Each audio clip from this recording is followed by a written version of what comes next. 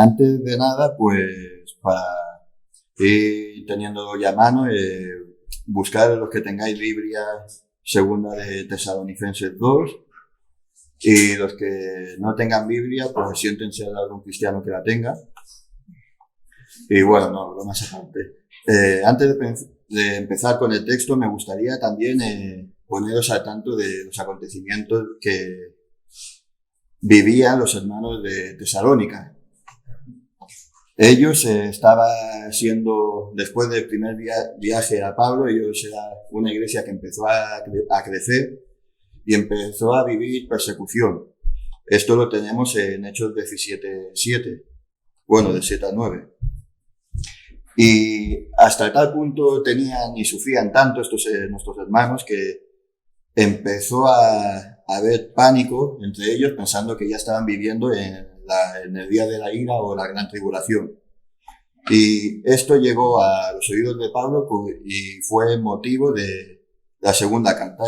La primera carta de Tesalonicenses les instaba a los hermanos en la fe a crecer, y en la segunda carta de Tesalónica pues se les insta a los hermanos a la esperanza en medio de la persecución, y luego también habla acerca y pone claro los matices del día del Señor. El texto en segunda de Tesalonicenses 2, del 1 al 17, es un poquito largo, pero me vais siguiendo. Dice: con respecto a la venida de nuestro Señor Jesucristo y nuestra reunión con Él, aquí ya empieza a diferenciar dos matices. Dice: os rogamos, hermanos, que no os dejéis mover fácilmente de vuestro modo de pensar, ni os conturbéis, ni por espíritu, ni por palabra, ni por carta, como si fuese nuestra, en el sentido de que el día del Señor está cerca. Nadie os engañe en ninguna manera, porque no vendrá sin que antes venga la apostasía, y se manifieste el hombre de pecado, el hijo de perdición, el cual se opone y se levanta contra todo lo que se llama Dios o es objeto de culto, tanto que se sienta en el templo como Dios, haciéndose pasar por Dios. ¿No os acordáis que cuando yo estaba todavía con vosotros os decía esto? Y ahora vosotros sabéis que es lo que lo detiene, a fin de que a su debido tiempo se manifieste. Porque ya está en acción el ministerio de la iniquidad, solo que hay al presente quien lo detiene hasta que él a su vez se ha quitado de en medio. Y entonces se manifestará aquel inicuo, a quien el Señor matará con el espíritu de su boca. Me he perdido. Aquí, versículo 8. Y destruirá con el resplandor de su venida. El inicuo cuyo advenimiento es por obra de Satanás, con gran poder, señales y prodigios mentirosos, y con todo engaño e iniquidad para los que se pierden, por cuanto no recibieron el amor a la verdad para ser salvos. Por esto, Dios les envía un poder engañoso para que crean la mentira, a fin de que sean condenados todos los que no creyeron a la verdad, sino que se complacieron en la injusticia. Pero nosotros debemos dar siempre gracias a Dios respecto a vosotros, hermanos amados por el Señor, de que Dios os haya escogido desde el principio para salvación, mediante la santificación por el Espíritu y la fe en la verdad, a la cual os llamó mediante nuestro Evangelio para alcanzar la gloria de nuestro Señor Jesucristo. Así que, hermanos, estad firmes y retened la doctrina que habéis aprendido, sea por palabra o por carta nuestra. Y el mismo Señor Jesucristo nuestro y Dios nuestro Padre, el cual nos amó y nos dio consolación eterna y buena esperanza por gracia, conforte vuestros corazones y os confirme en toda palabra y obra. Amén. Es un poquito largo, pero vamos a tocar los matices que más nos llamarían la atención. En primer lugar, no podemos juzgar a los hermanos de Tesalónica, ya que hasta hoy en día hay hermanos que han pensado que estábamos viviendo en la gran tribulación y que la vacuna podía llegar a ser la marca de la bestia. Pero esto pasa por falta de las escrituras, básicamente, porque la marca de la bestia la tiene que, si leemos el Apocalipsis, la tiene que poner el falso profeta, y quien no adore a su imagen y ni lleve el símbolo de la bestia ni el nombre de ella, será ejecutado. Y eso aún no ha pasado. Y luego también, ¿dónde dice la palabra que se llevará la marca de la bestia? En la mano, todos tenemos manos, las podemos mirar, y luego en la frente. ¿Y dónde nos vacunan? Aquí. Ni en la mano ni en la frente. Así que no tiene cabida este pensamiento. Quitando un poco la ironía, Debemos de estar ya como cristianos que llevamos tiempo en el Señor, empezar a dejar a un lado la leche y empezar a masticar carne y estar al tanto de tanto la doctrina del rapto como de otras doctrinas más profundas que hay en la Biblia. Debemos de empezar a avanzar. Y sí que es verdad que el rapto, la palabra rapto como en sí en la Biblia no existe, pero porque se usa, digamos, sinónimos como el día del Señor, el día de reunión con Cristo. Luego está la segunda venida, que se refiere a la palabra como el día de la ira. Y luego tenemos también muchos ejemplos como Lot, que tuvo que ser sacado de Sodoma antes de la destrucción, o Enoc antes del diluvio de Noé. Pero el mensaje principal de Tesalónicas y nuestro deber como cristianos, como hijos de Dios, es alentarnos porque el Señor viene pronto. Ya sea dentro de 5 años, de 5 segundos, ya sea pase lo que pase, el Señor Jesucristo cada vez está más cerca. Acerca de los tiempos finales, el Nuevo Testamento, un 30% de él se ocupa acerca de la venida del Señor Jesucristo. Y el rapto es uno de los pocos misterios que solamente fue revelado al apóstol Pablo. La gente que empieza a leer Mateo 24 y sus textos paralelos pueden tener o llegar a confusión, ya que es una contestación larga a 3 preguntas que se le hacen a Jesús. Y más adelante se nos dice también por qué esta respuesta tan larga y tan confusa, ya que era un misterio que solamente Dios el Padre lo sabía y no se lo había revelado hasta más adelante, que lo veremos, al propio Jesucristo. Esto lo vemos en Apocalipsis 1.1, dice acerca del libro: la revelación de Jesucristo que Dios le dio para manifestar a sus siervos las cosas que deben suceder pronto, y la declaró enviándola por medio de su ángel a su siervo Juan. Es decir, hasta ese momento en la isla de Patmos era un misterio que Dios Padre tenía y que no había sido dada a Jesús para que la revelara a su iglesia, a su pueblo. Por esto también nos sonará cuando Jesús dice que el día, el momento y la hora nadie lo sabe sino el Padre que está en el cielo, porque aún no tenía que ser revelado hasta este momento. Analizando el texto de Tesalonicenses, ellos tenían una gran perturbación. Y esa perturbación, ese miedo de no saber dónde se encontraban, es un miedo que tenían por no diferenciar entre raptos y la segunda venida, igual que a día de hoy nos pasa a muchos cristianos que podemos caer entre la postribulación, la medio, antes, durante o después. No me sale el otro nombre. Estaban un poco así como en pañales, sabían que había algo, pero no sabían y confundían las cosas.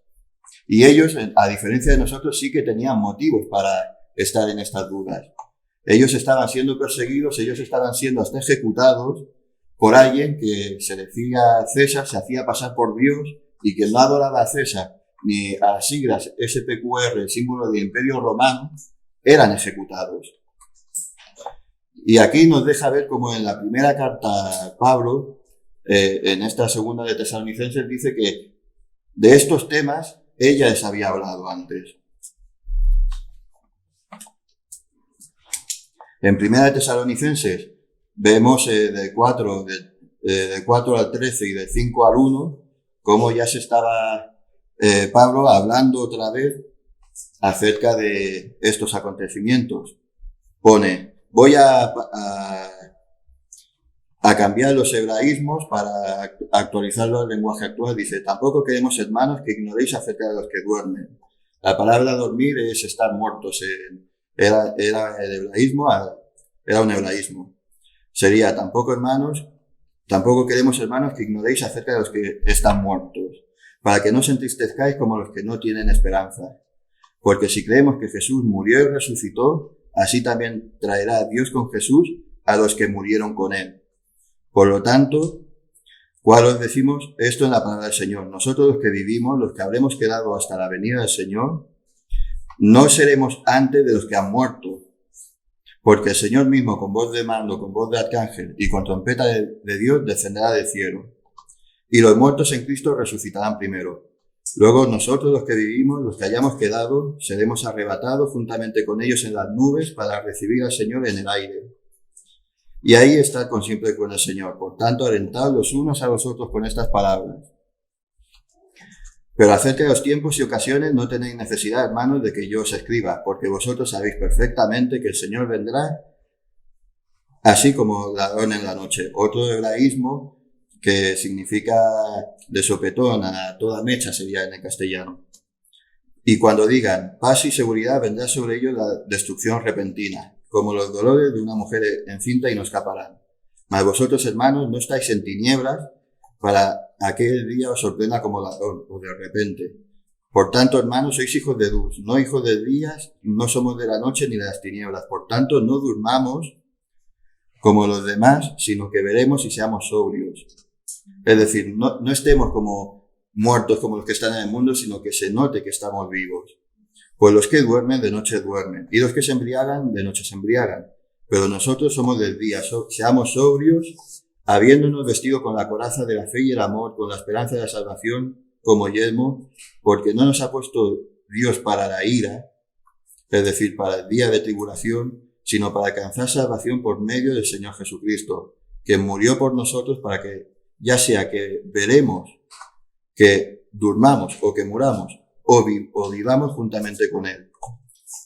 Por lo cual animaos unos a otros y edificaos unos a otros así como lo hacéis.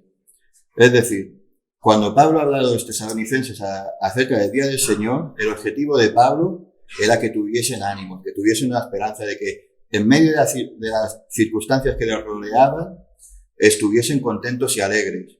Y vemos que Tesalónica, o sea, en lugar de estar en este modo de pensar, en puestos los ojos en la salvación suya y la esperanza en Jesús, estaban pensando ya en el anticristo, en la tribulación, estaban en lugar de alegres, ya estaban angustiados.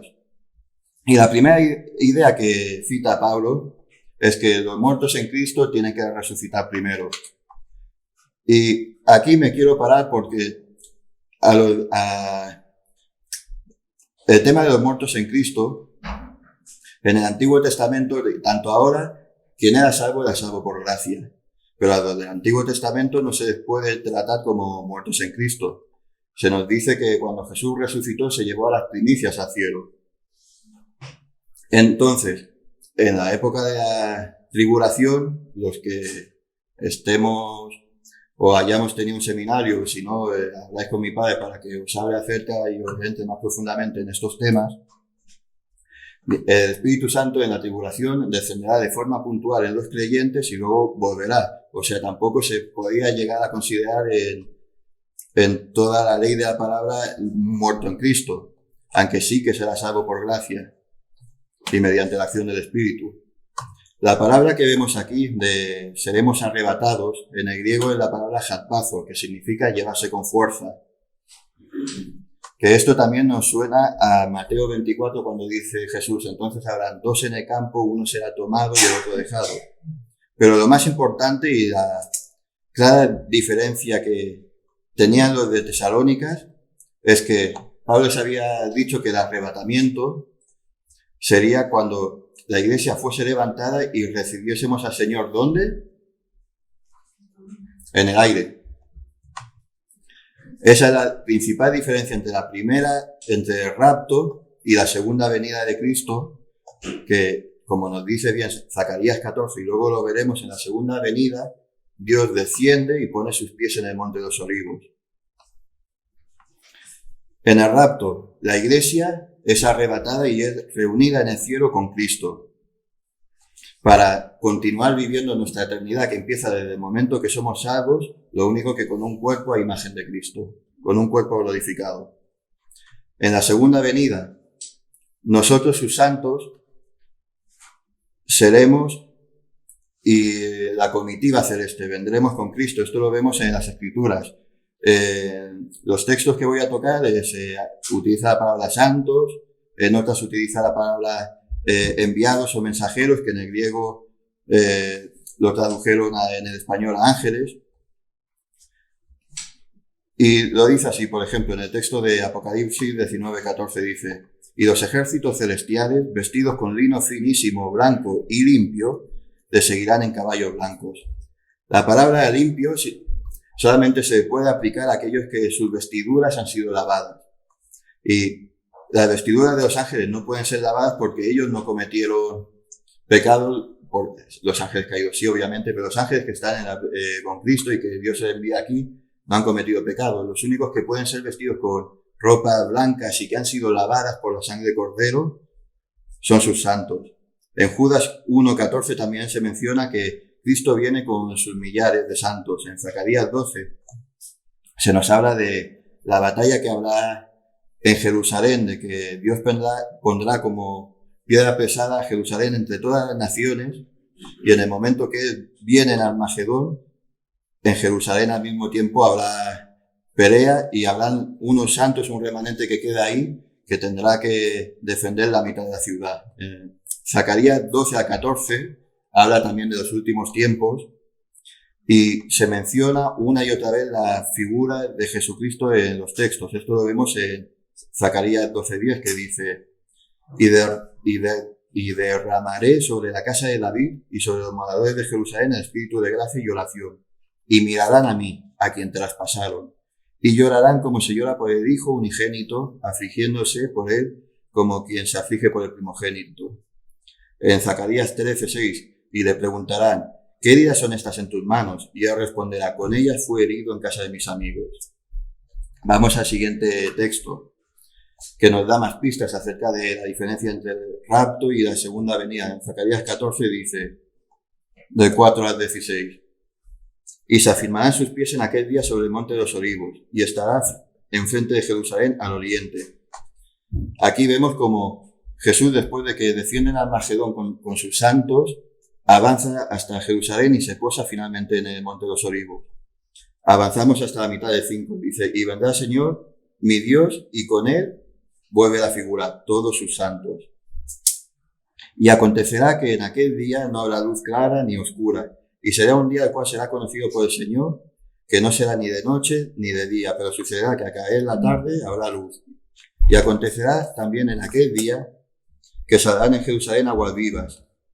Todo esto nos va a dar una introducción, todo este texto en adelante, una clara introducción a la época milenial. Es decir, si el rapto y la venida fuesen una misma cosa, ¿cómo es posible que la segunda venida de Cristo llegue con todos los santos en Cristo? Sigamos leyendo. Y el Señor, avanzamos hasta la mitad del 9, y el Señor será rey sobre toda la tierra, y aquel día el Señor será uno y uno será su nombre. Versículo 11. Y morarán en ella y no habrá nunca más maldición, sino que Jerusalén será habitada confiadamente. Y podemos seguir leyendo hasta el 16, que dice, no lo leo todo por causa de tiempo, que lo tenemos limitado, que luego está la reunión de iglesia. Dice: y todos los que sobrevivieren, las naciones que vinieron contra Jerusalén, subirán de año en año para adorar al Rey, el Señor de los ejércitos, y celebrar la fiesta de los tabernáculos. Y con esto, con el tema de la introducción a la fiesta de los tabernáculos, me detengo. Tenía unas imágenes aquí, pero da igual, no. Luego, si queréis, ya os las pasaré. Acerca de que las fiestas del Señor, como se habla en Levítico 23, del 1 al 3, dice: y el Señor habló de Moisés diciendo: ahora los hijos de Israel y dile las fiestas solemnes del Señor. Y empieza Dios a enumerar cuáles son sus fiestas. Es decir, no eran fiestas de los judíos, no eran fiestas de Israel, sino eran las fiestas del Señor. Eran oráculos o simulacros de lo que había de venir y acontecer. Si, bueno, pon por ejemplo la imagen donde aparece el esquema, la otra no, que hay mucho texto. Veremos que Jesús cómo cumplió la mayoría de esas fiestas.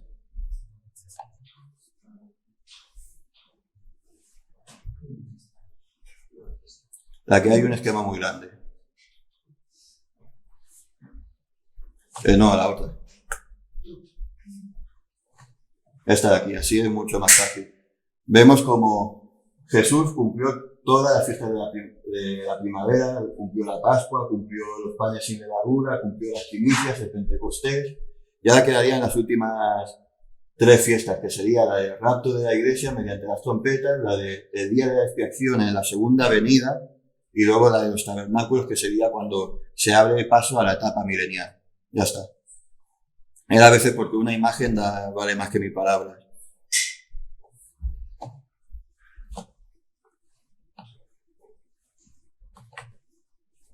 Si os interesa saber más acerca de esto, como en una predicación no se puede tocar ya que hay mucha información, habláis con mi padre y él os puede hacer un estudio o cualquier cosa. En segundo, hemos visto cuál era la inquietud de los de Tesalónica y hemos visto también cómo se puede diferenciar entre una cosa y la otra para mayor tranquilidad de nuestra. Pero también para encontrar nosotros una mayor afianzación, podemos ver que el rapto va a tener que cumplir unos ciertos requisitos hasta que aparezca. En primer lugar, se habla de que antes tiene que haber un gran espacio de apostasía, un gran tiempo de apostasía. Y ahora sí que estamos viendo como hay muchos cristianos que se apartan de su fe, hasta hay muchísimos pastores de mega iglesias que están abandonando el evangelio. Y bueno, acerca del tiempo de apostasía, es un tiempo oscuro que ya estamos viviendo. Vamos a seguir avanzando en el texto principal. Se nos habla también de un apogeo del humanismo y del comunismo y todas estas cosas. Es decir, el anticristo, la persona que debe de venir, se va a levantar como Dios. De hecho, en la marca de 666 no deja de ser otra cosa que el hombre elevado a la divinidad. Es decir, el hombre por encima de todas. Las políticas del humanismo ya deberán estar vigentes para ese advenimiento del anticristo. Es decir, el hombre tiene que estar por encima de toda la creación, tiene que estar por encima del bien y el mal y los valores absolutos. El hombre tiene que ser elevado y puesto a semejanza de Dios. Y esto es algo que también estamos viendo. No quiero meter miedo, sino todo lo contrario, que tengamos ánimo, ya queda muy poco tiempo por sufrir. Luego, una de las grandes claves para saber cuándo será ese rapto y posteriormente, después de 7 años, esa segunda venida del Señor, es el gran oráculo del Señor, que es Jerusalén, es el pueblo de Israel. Dios ha puesto a Israel como el termómetro de Dios. Y la gran señal fue en 1948, cuando un pueblo primitivo, es decir, no cavernícola, sino un pueblo que se nació desde los confines de la humanidad, volvió a surgir, se volvió a juntar y volvió a ser nación ante la mirada atónita de la ONU y cantidad de naciones. Y en esto también podemos ver cómo se cumplió la profecía de Ezequiel cuando dice Ezequiel que se juntaron los huesos con gran estruendo y empezaron a cubrirse de carne. Ahora la nación de Israel está a la espera de que se le insufle el espíritu de vida, la cual cosa está relacionada con las 70 semanas de Daniel, cuando en esa última semana, que serán 7 años, será dedicada para la nación de Israel. En Mateo 24 también se nos habla acerca de Israel, habla de que cuando la higuera florezca, y la higuera también es símbolo de Israel, dice que esa generación no vería la muerte. Y aquí sí que hay que ser muy cuidadoso, porque podemos pensar, bueno, si una generación según la Biblia son 80 años, y Israel fue nación en el 48, pues, y hay que descontar los 7 años de tribulación, pues ya estamos casi a 2021 viene.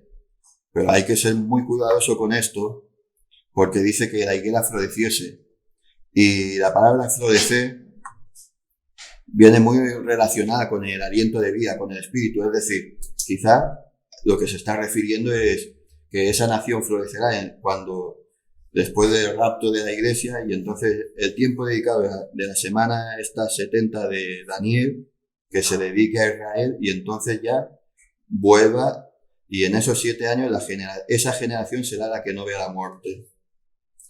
Para aclararlo mucho más, en Lucas 21 se nos habla acerca también de la higuera, pero se nos da un complemento más, se nos habla de los árboles de campo, que son las naciones también de las cuales Daniel habla. En la estatua de Nabucodonosor, las piernas que simbolizaban Roma, se dividen en dos, Roma oriental y occidental, en Roma como capital y en Constantinopla, y de ahí se dividen en los 5 dedos, en esas 10 naciones que el anticristo debe gobernar. Los árboles son las naciones vecinas a Israel, esos 5 naciones de Oriente. De hecho, la palabra de Dios al anticristo se le llama siríaco, es decir, muy probablemente pueda salir de una nación vecina a Israel, y hasta en el momento que esas naciones no florezcan, tampoco puede dar paso a confusión. No sé si me estoy explicando o me estoy haciendo un lío. Bueno, vamos a ver lo importante. ¿Qué es lo que detiene todo esto? El Espíritu Santo fue enviado a la Iglesia para consolar, edificarnos e instruirnos. Y el Espíritu Santo, la Iglesia, que tiene al Espíritu Santo, cada uno de nosotros somos, lo dice la palabra, un freno del mal. Es decir, Satanás ahora está cumpliendo el papel de acusador en la presencia de Dios, acusando a los hermanos. Pero llegará un momento en que se le va a impedir el acceso a la presencia de Dios y será arrojado a la tierra. Entonces, hasta que el Espíritu Santo, hasta que la Iglesia no sea apartada del mundo, el imperio del mal no puede llegar a manifestarse. ¿No se contradice esto un poco con lo que hemos leído en Tesalonicenses? De que no será manifestado hasta que, bueno, no vendrá sin que antes se ha manifestado, pero ahora hay alguien que lo detiene. No, puede ser completamente como dos engranajes que se unen. En el momento en que escuchemos que un portavoz de un posible G10 va a salir a decir unas palabras para poner soluciones, en ese momento puede ser la Iglesia arrebatada. En pocas palabras, para acabar, la Iglesia es la luz del mundo. Tenemos que iluminar, nuestra función es iluminar, llevar el mensaje. Podemos estar como los tesalonicenses, angustiados, viviendo estos tiempos, pensando en qué será de nosotros, pensando que si el Señor viene ya o no viene. Pero nuestra función como hijos de Dios es hacer discípulos. Nuestro trabajo es mucho más importante de que pensamos queda poco tiempo, y todo lo que hagamos en esta vida como hijos de Dios dependerá de toda nuestra eternidad con Dios. Está bien pensar en el día de mañana y en la comida, en los trabajos, en los estudios, pero es mucho mejor y más productivo pensar en el día de más allá. Para acabar me gustaría acabar haciéndonos unas preguntas que no hace falta contestar, sino a nosotros mismos. Y la primera es: ¿qué debe cambiar en mi vida para ser digno de ese gran día? Y la segunda es: ¿cómo puedo ayudar a alentar a otros hermanos y a mí mismo para ser un auténtico discípulo de Cristo en tiempos tan oscuros? Y me gustaría acabar como acaba el texto que hemos estado viendo, que dice así, hermanos, estemos firmes y retengamos la doctrina que hemos aprendido, sea por palabra o por carta nuestra. Y que el Señor nuestro, Jesucristo, y nuestro Dios Padre, el cual nos amó y nos dio consolación eterna y una buena esperanza por gracia, conforte nuestros corazones y nos confirme en toda buena palabra y obra. Amén.